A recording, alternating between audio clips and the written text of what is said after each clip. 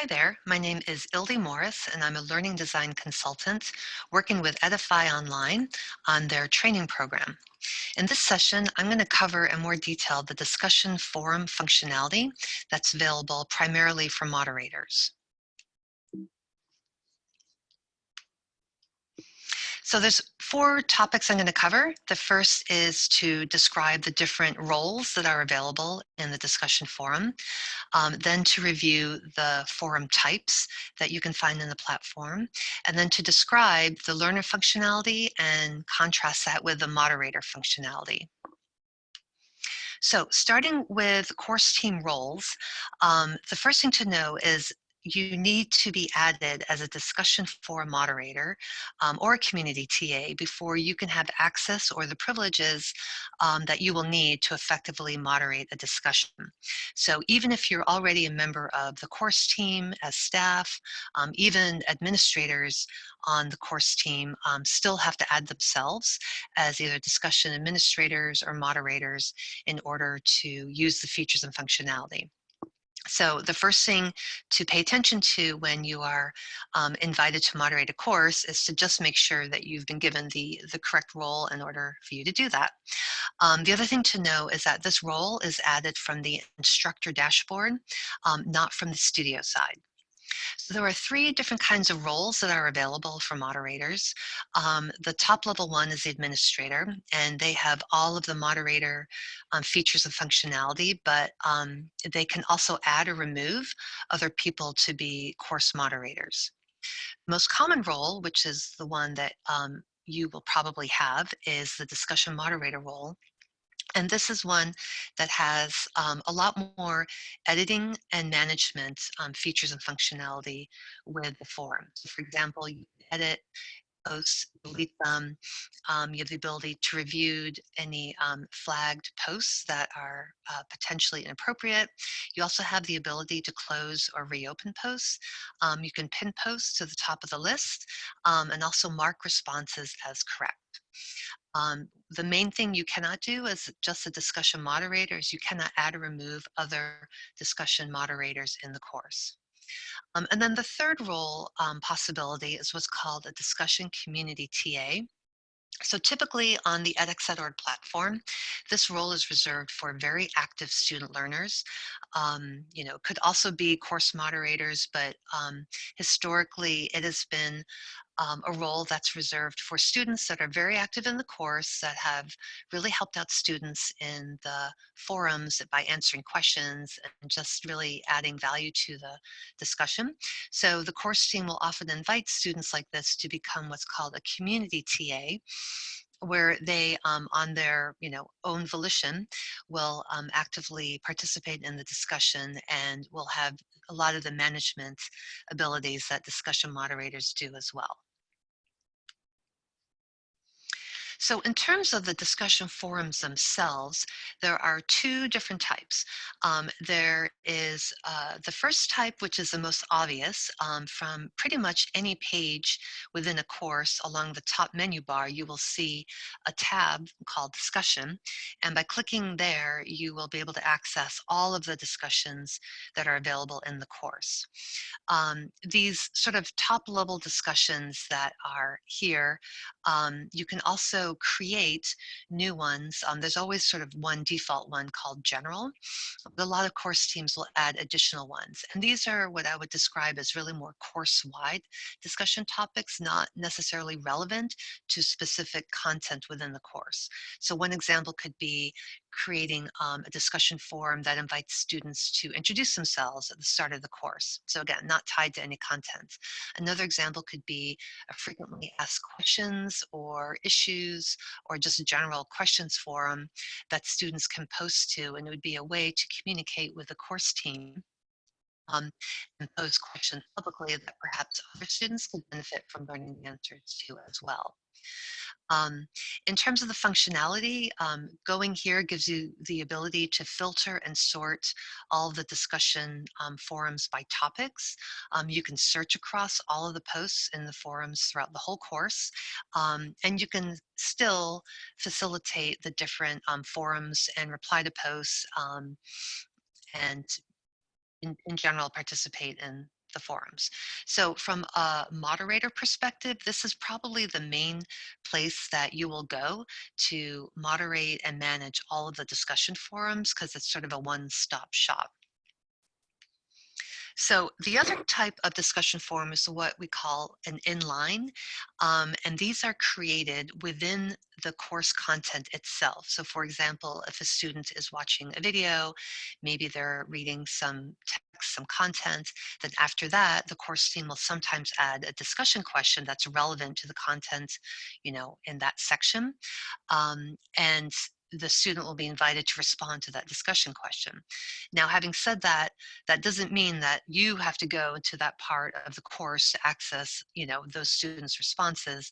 As I mentioned earlier, all of the discussion forums, whether they're inline or only created to be course-wide at the top level, are all available from that discussion tab across the top menu bar. But just so you're aware, from a student perspective, discussion forums will be interspersed throughout the course. They're not always just going to be accessed from the top level for the learner. When it comes to actually creating a new post, whether you are, a student inline or a moderator from inline discussion or from the main discussion tab, the functionality is pretty much the same.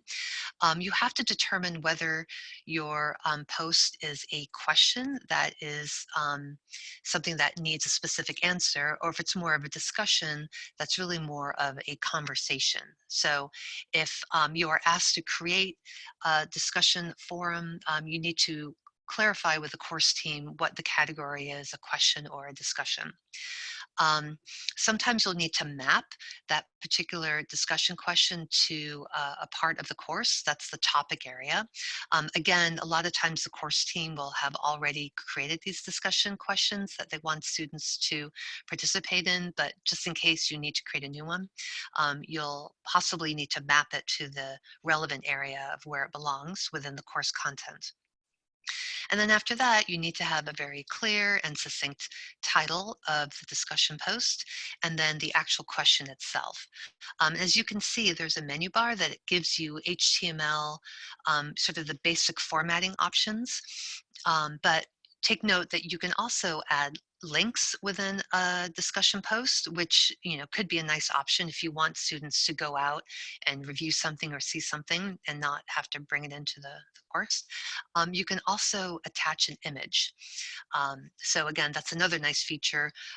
Some courses require more homework that is possibly visual, and so this would be a good way to have students share their work that they created in a more visual manner. The last thing you might notice at the bottom here that I'm circling is by default, this checkbox is selected, and it is called, basically means to follow this post. So what that means is if you are the creator of this post, by default, the system is going to make you a follower of this post. And what that means is anytime somebody replies to the post, you will get an email that captures everyone's responses to the post on a daily basis. So again, as a moderator and presumably a busy moderator, this is a great time saver to have these emails sent directly to you, where you can review the responses to the posts right away and see what you need to reply to. Within the post itself, the learner functionality is fairly limited. They can choose also to follow or unfollow a post if they want to see how other people reply to them. They can choose to vote on a post that they really like or they think is very important, or they can report something as inappropriate, which will essentially flag it for the discussion forum moderators to review. The moderator functionality is very similar. They can do almost all those things and then some. The way that a moderator would access the additional functionality is by clicking on that button with the three dots, and that would give them the ability to pin, edit, delete, or close posts. So let's talk about pinning for a second. So pinning is basically the ability to pin or make your post always show up at the top of the page. So if other posts are added, accidentally or, possibly intentionally, what can happen is by default, new posts appear at the top of the list and will push down older posts further down the list. So over time, your important posts, which is relevant to the course content, will be out of sight and therefore out of mind. So it's definitely a best practice if the course team hasn't done this already for inline discussions to go in and make sure that the relevant course team discussion topic has been pinned to the top and will remain there regardless of whether students add additional posts or not. You can also, as a moderator, choose to edit any responses to a post. Perhaps a student, inadvertently or advertently gives the answer to some assessment question or says something that could be potentially upsetting or volatile to somebody. You will have the ability to edit that. If the post is beyond repair, you also have the ability to go ahead and delete it. And then last but not least, you can close a whole forum thread, the posts and all the replies.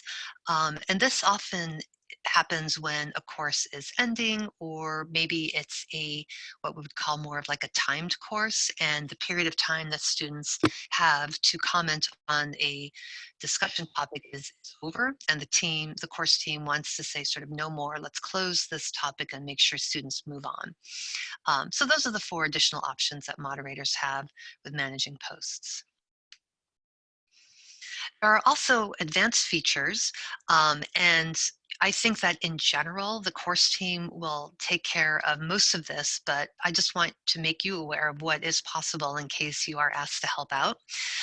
So there is the ability to set discussion blackout dates, which is similar to closing a discussion, but it is more of a global setting, and it would close all of the discussion forums and posts, so students couldn't go in and add to them or create new ones. It would basically put them on ice. However, they would still be readable, so this might be an option for a course that's going to be archived, or for whatever reason there isn't course team moderators available to moderate the discussion, so they just want to close them so no one can post anything without moderation. There's also the ability to change the sort order from either chronological to alphabetical. Again, course team option in terms of how they would want the discussion forums to be sorted from that main discussion tab.